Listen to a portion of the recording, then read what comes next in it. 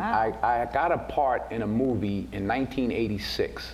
I called it The They Couldn't Kill. Oh. Yeah, he was supposed to be, he raped a white woman, and they tried to electrocute him, but it didn't work. And he became sort of a cult hero. Yeah. And then they tried to hang him, and they tried to do all this stuff. And I had a lot of training day in me, and there were some Jewish people in the audition, and I said, yeah. They said, no, it's funny. It's like they hang them and then they can't. I said, yeah, like you bring some Jewish people into a room and they think it's a shower, but it's gas. Oh. And they said, right. I said, right. That ain't funny. So to me, it wasn't funny about putting a rope around my MFing neck either. I made a point. The guy was like, who the hell was this little nigga? I called Sidney, and I was sick because he told me to call him. If I called, I said, man, they offered me $600,000 to play the they couldn't kill. And he said, I'm not going to tell you what to do. He said, I'm not going to tell you that, Denzel. He says, but I can tell you this.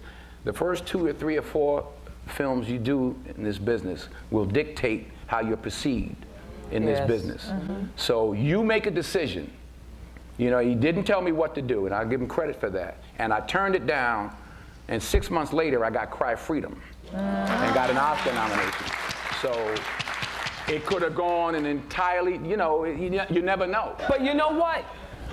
Everything that Denzel said, one of the first scripts I got after I got Academy Award nomination was a role of a Jamaican maid. I don't want to insult anyone, but it was a Jamaican maid. It wasn't even a good stereotype of a Jamaican. It was like she had 18 kids and lived in, the projects, and was the nanny and maid of a young white kid who would spit on her all the time. Ooh.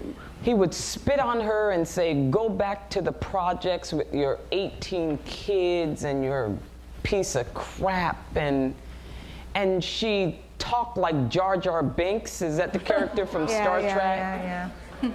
And I really needed some money. I really did. I hadn't worked for a while. I'm not the money maker. And I had to say no. Yeah. I had to say no. And it's been a couple of times like that, like the nudity clause. I'm like, okay, if I'm gonna be naked in a film, it's not gonna be like Halle Berry being naked. If you want me to be naked, then you want to do something really horrible to me. Because it's not about, Viola Davis. It's about